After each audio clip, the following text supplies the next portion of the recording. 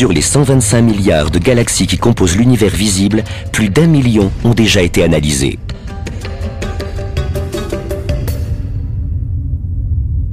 La quasi-totalité des plus vastes d'entre elles, entourées en rouge, portent la signature d'un trou noir supermassif. La nouvelle nous a sidérés, car même si nous suspections un grand nombre de galaxies d'abriter des trous noirs, nous étions loin de penser que c'était le cas de chacune d'entre elles. Plus on se rapproche du centre des galaxies, plus on trouve de trous noirs. Et l'inventaire ne cesse de croître.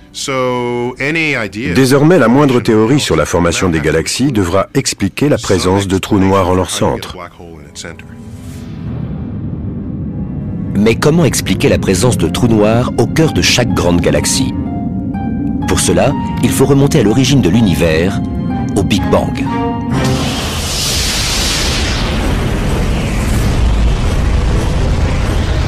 L'univers se déploie dans une formidable explosion d'énergie et de matière. Le Big Bang fournit les ingrédients de base, l'hydrogène, l'hélium et les éléments traces. Ces ingrédients forment une soupe primordiale que l'on remue. Et ce sont les forces gravitationnelles qui remuent la soupe. Au terme de milliards d'années, elles façonnent l'univers comme une toile d'araignée constituée de gaz et de galaxies. Sur cette toile, la gravité favorise l'accrétion de nuages de gaz primordiaux. Au fil de dizaines de millions d'années, les nuages d'hydrogène se combinent et deviennent plus denses.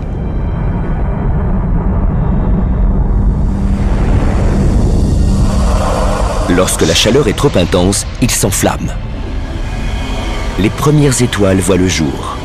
Elles sont gigantesques, des centaines de fois plus massives que notre Soleil. Elles se consument rapidement et explosent en supernova.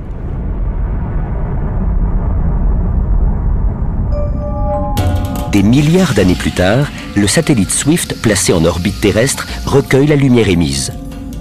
Swift sert de poste d'observation à un groupe international d'astronomes.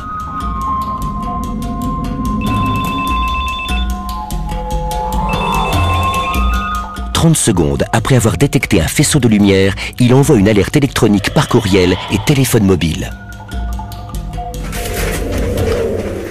Ici Adam Lackford. Nous avons une détection de rayons gamma. Je vous retrouve à l'observatoire. Les astronomes se ruent sur leur télescope. La rapidité est un facteur vital. Ils doivent capter le faisceau s'ils veulent approfondir le mystère qui entoure ces phénomènes lointains.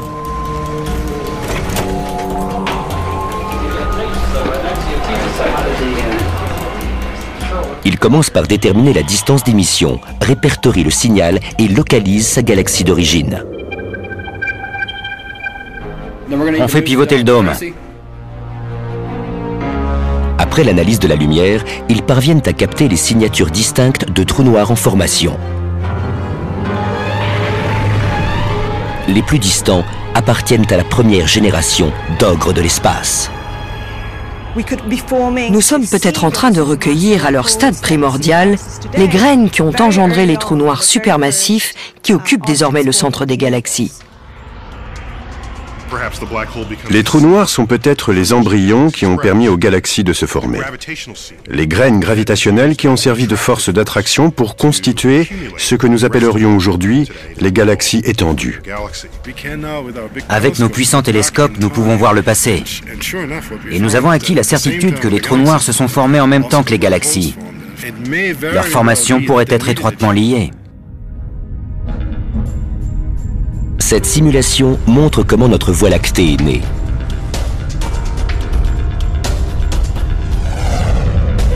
Elle se forme sur plusieurs milliards d'années à partir de la collision et de la fusion d'un essaim de galaxies plus petites. Les galaxies naissantes s'enchevêtrent dans un gracieux ballet cosmique orchestré par la gravitation.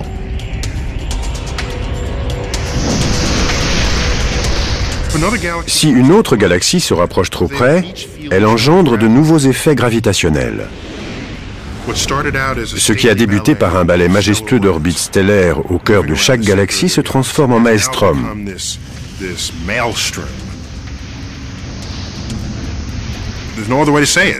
On peut parler de cannibalisme galactique. C'est exactement ce qu'elles font.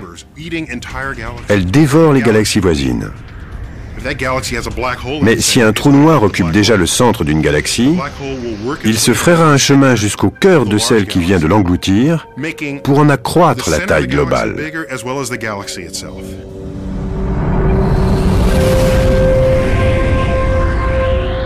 Les grandes galaxies s'agrandissent, les petites se font dévorer, c'est ainsi. Tandis qu'elles se dévorent, leurs trous noirs fusionnent et croissent.